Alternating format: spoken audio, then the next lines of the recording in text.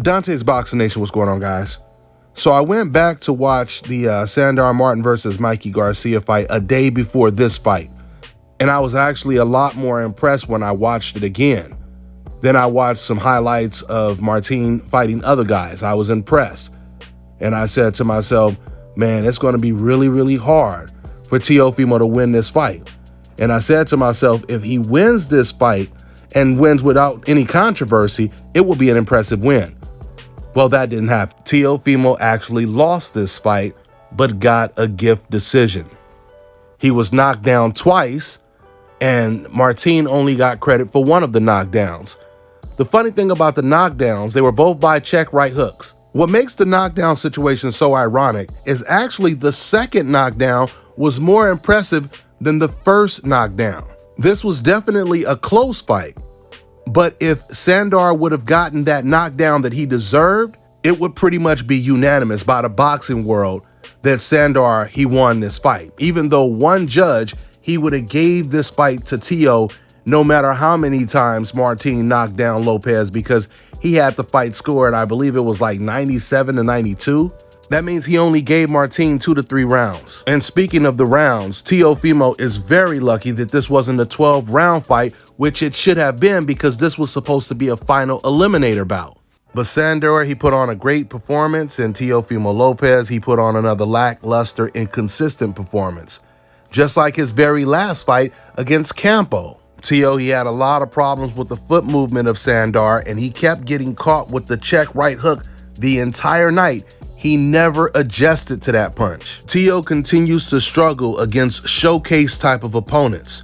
Sandor was a good fighter, but Teo was expected to blow him out because he was a 7-1 underdog. But forget about putting on a dominant performance. Teo didn't even win the fight. Teo is gonna have a lot of problems at 140. A lot of problems.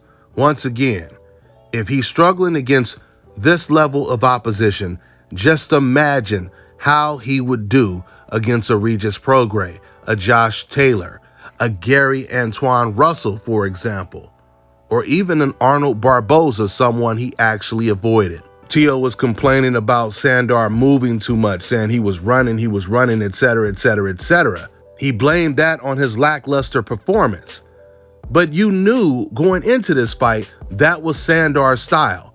And if you had a problem with him moving too much, how come you didn't choose to fight Arnold Barboza, someone who always comes forward? You see, he's trying to have it both ways, and he's contradicted himself. Regis Prograis is another fighter who's not going to be moving around the ring. He's going to be right in front of you, and he's going to be coming forward. In fact, he's going to be walking you down.